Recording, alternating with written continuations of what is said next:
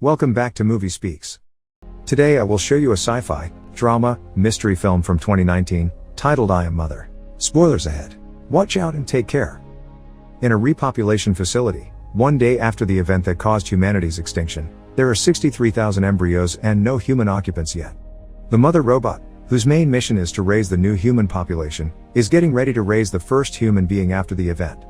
She opens the canisters containing the embryos, takes out the first one, and places it in a gestation chamber.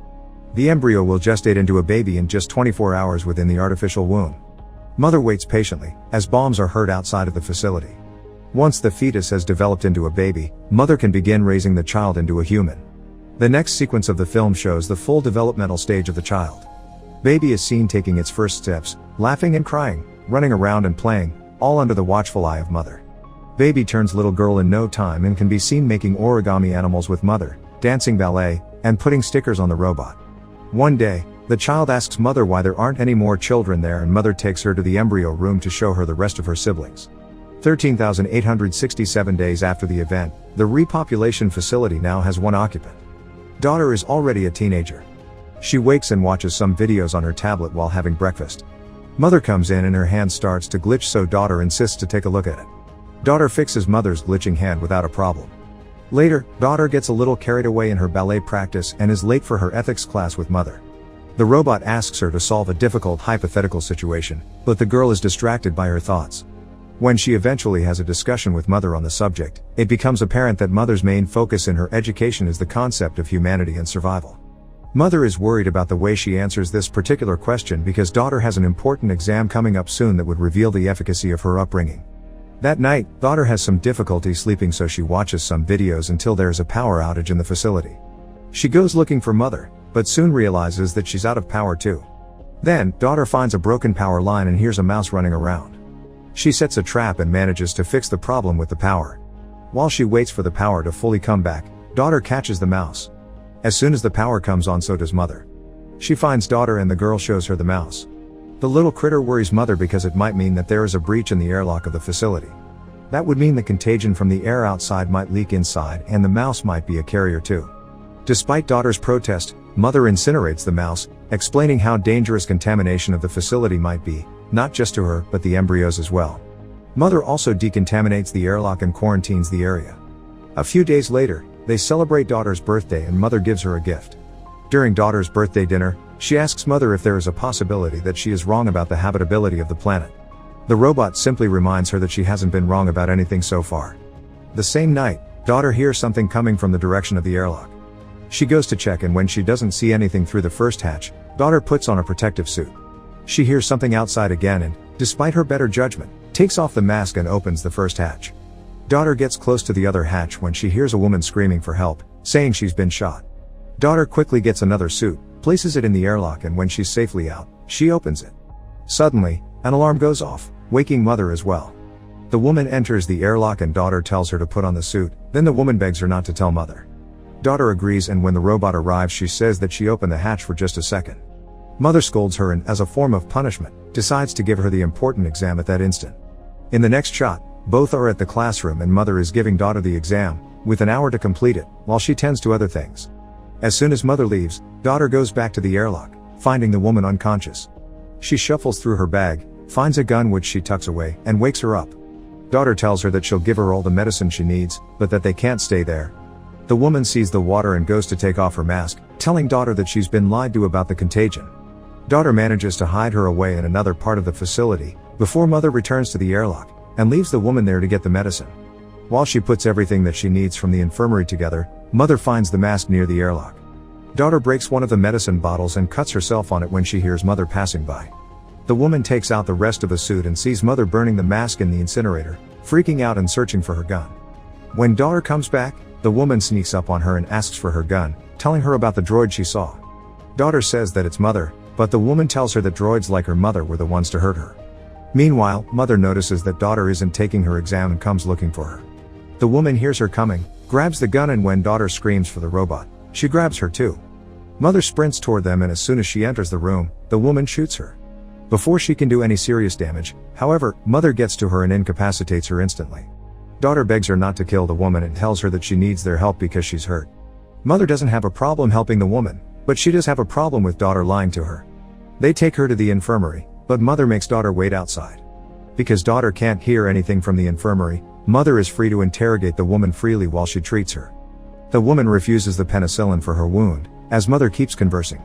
She says the contagion story was a necessary lie to guard daughter against certain things.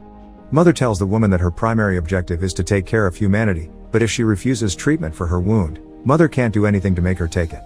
She leaves the infirmary with daughter running after her and asking about their conversation. Mother puts the gun away and explains her version of the story about the droids. She tells daughter why she needed to lie to her to protect her from the dangers outside of the facility. Furthermore, she says that the parameters that govern her are different than those of the droids outside. Daughter has a hard time processing the new information, but still believes mother, who tells her that if the woman would have shot her a few millimeters further, she would have destroyed her CPU.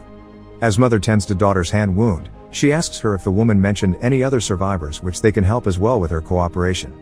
Daughter thinks that the woman might listen to her more than she would mother. Later, she goes through her bag, and among a bunch of trinkets, she finds a book with portraits drawn in it.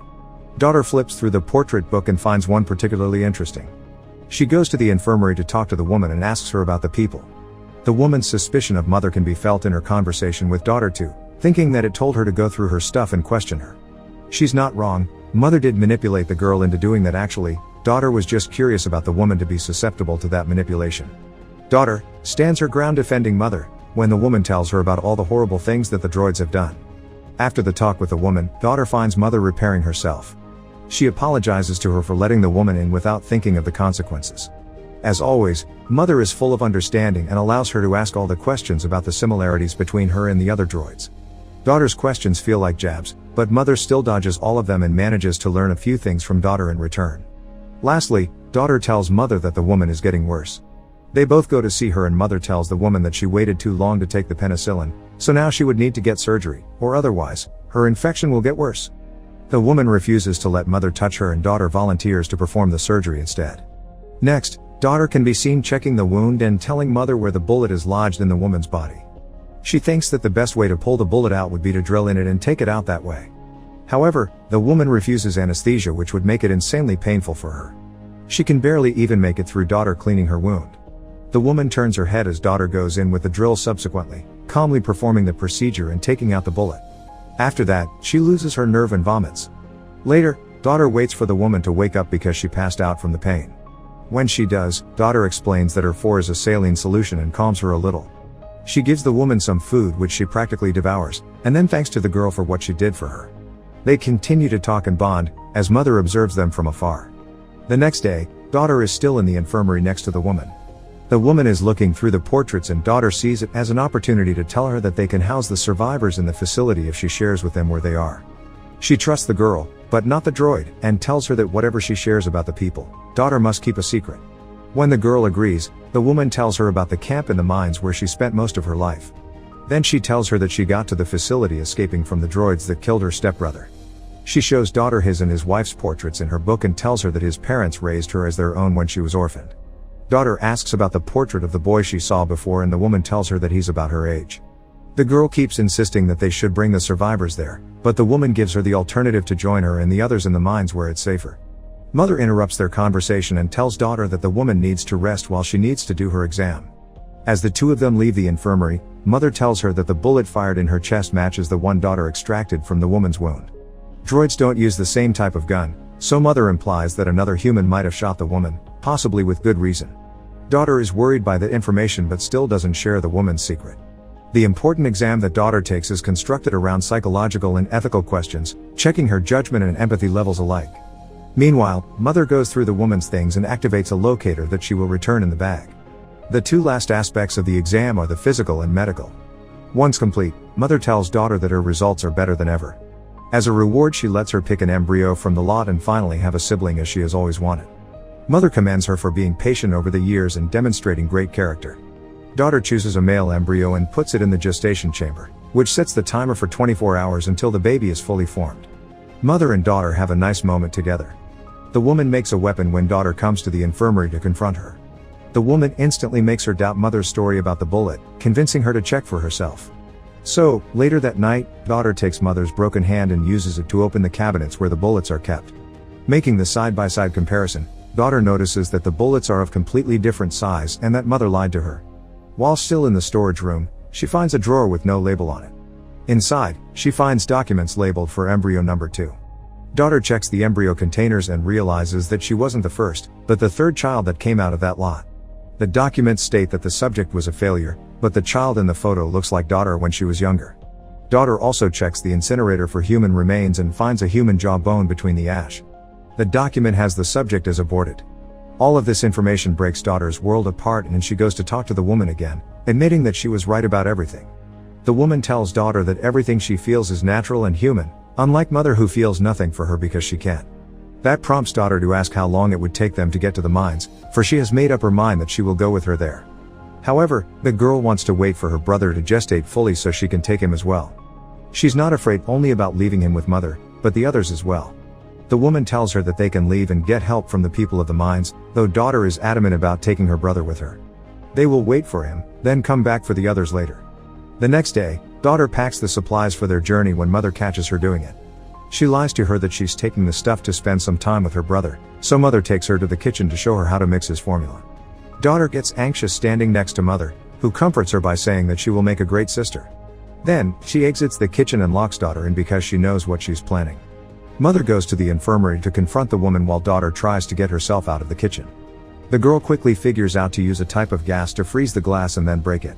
In the meantime, mother plays a recording of the woman's conversation with daughter, letting her know that she's aware of their plan.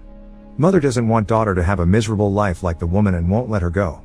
Suddenly, the woman sees an opportunity to attack her and manages to incapacitate the droid for a moment, but she just keeps on going, grabbing her by the throat. Meanwhile, daughter thinks to activate the fire alarm, which draws mother's attention and she releases the woman from her grip. As the droid goes to investigate the possibility of a fire, the woman escapes and finds daughter in the maze of the facility. She convinces the girl that they will come back for the others if they escape the facility now and get the people from the mine to help them. They get to the airlock, but mother finds them there fast. When she sees her approaching, the woman grabs daughter as a hostage to make mother open the door. With no intention of getting daughter hurt, mother complies with her demand, and the two of them escape the facility finally. Suddenly, daughter is confronted with the realities of life outside and attacks the woman. She subdues her and tells daughter that they need to find cover. As they walk toward their destination, they immediately get tracked down by the droids, though they hide in the cornfield to stop them from following. Daughter asks the woman about the cornfield and she tells her that it showed up with the other droids 6 months prior. Before that, humans could hardly breathe the air. After a long journey through the desolate landscape, they arrive on a beach with a massive shipwreck and tons of cargo containers. It's daughter's first time seeing the ocean.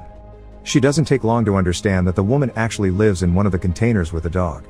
The woman confesses that she fled the mines years before because the people that lived there began treating each other terribly when the hunger struck. She tells daughter that there is no hope in finding them because they've all gone mad.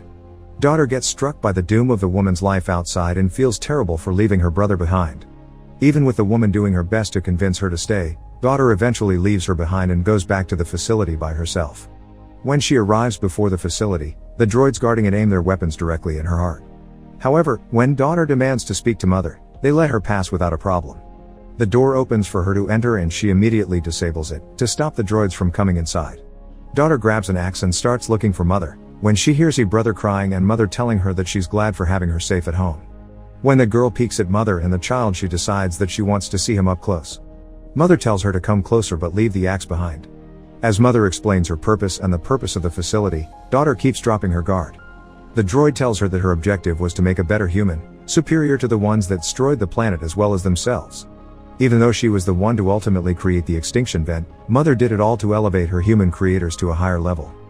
Daughter asks to hold her brother and approaches mother, then finally drops the axe, as if she's made her decision about what needs to be done for the future. Mother calls him perfect and daughter confronts her about the way she handled the other children before her. The droid tells her that she's holding the baby too tight and walks toward her when daughter flees the room, trapping mother with the door. She goes into the other room and gets the gun, as the other droids begin breaking down the airlock. Mother tries to free herself from the door as well, when daughter shows up in front of her with the gun, telling her to call the others off. The droid explains that there is no difference between her and the other droids and machines on the planet. They are all mother, a single consciousness with numerous bodies. Daughter lowers her gun, realizing that mother did kill all the other people. Mother gives her the option to either stay with her and raise her brother or leave the facility without him. Daughter gives her the third alternative, which is for her to take care of him herself, to do what she was raised to do. Daughter asks mother for a chance to show her what she is capable of, and the droids stop breaking down the airlock. Mother tells daughter how to disable her. She shoots her CPU, after saying that she won't need her anymore. Daughter breaks down and cries, carrying the whole of humanity on her back. Simultaneously, the woman finds the tracker in her bag, and mother shows up at her home in the body of one of her droids. She tells the woman that she has fulfilled her purpose, implying that she was one of the babies born before daughter. In the last moment of the film, daughter is seen singing to her brother and then checking on the rest of her siblings in the embryo room. Make sure to subscribe and turn on notifications so you can watch more videos like this. Thanks for watching.